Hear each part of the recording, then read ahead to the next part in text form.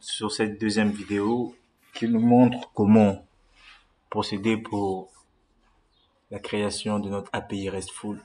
Donc, à présent, nous allons aller dans le contrôleur que nous avons créé. Nous allons ajouter des fonctions. Bon, et on va revenir après. Par exemple, là, nous avons déjà ajouté deux fonctions. Là, nous allons ajouter la fonction modif, qui veut dire modifier, modif, prod. Voilà. Et la dernière fonction, qui sera la fonction prime prod. Voilà.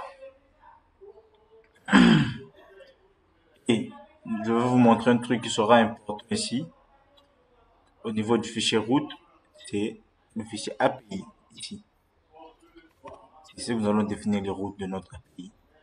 Voilà. Nous allons faire une fonction. Ici, nous allons appeler la fonction. Nous allons créer une fonction qui affiche tous les produits. Par exemple, là, nous allons faire directement un retour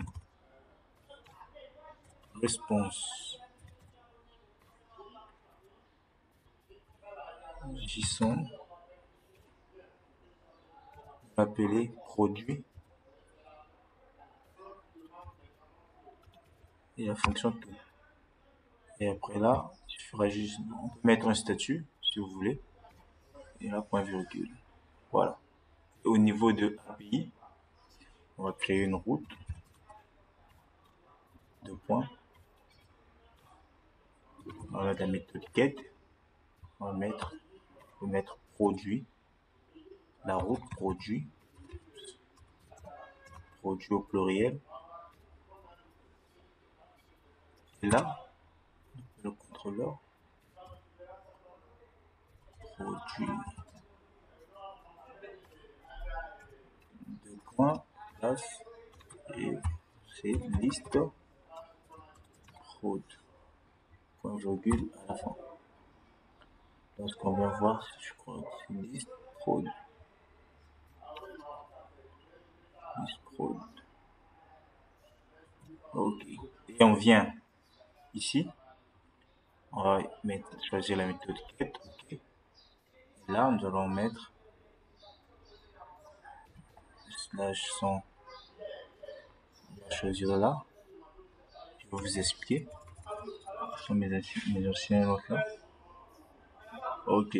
Ici, nous avons le local host. Ici, on doit préciser parce que par défaut, on sera dans le fichier web.php. Donc, on précise ici API. Et après avoir précisé, on met la route. Par exemple, nous, c'est produit. Produit. Au pluriel. Et on doit s'assurer que le serveur a été lancé. On lance le serveur. Serve. On va avoir des erreurs. On lance le serveur.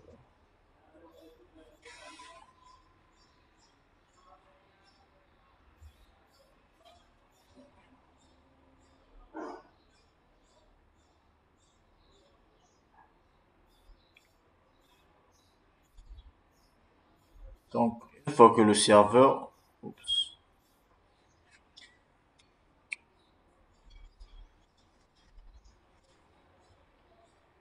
on va charger d'abord la base de données aussi, au cas où on actualise un peu là, pour voir les produits qui existent. Okay. Bien.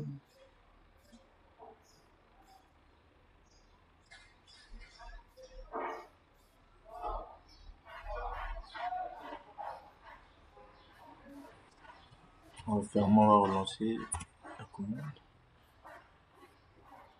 C'est que ça. Ok. Et là, le serveur est lancé.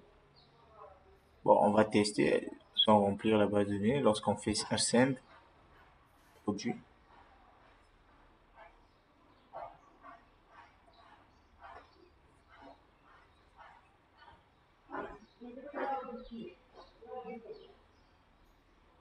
On n'a rien, ça veut dire vide. Donc, dans la base de données, on n'a rien.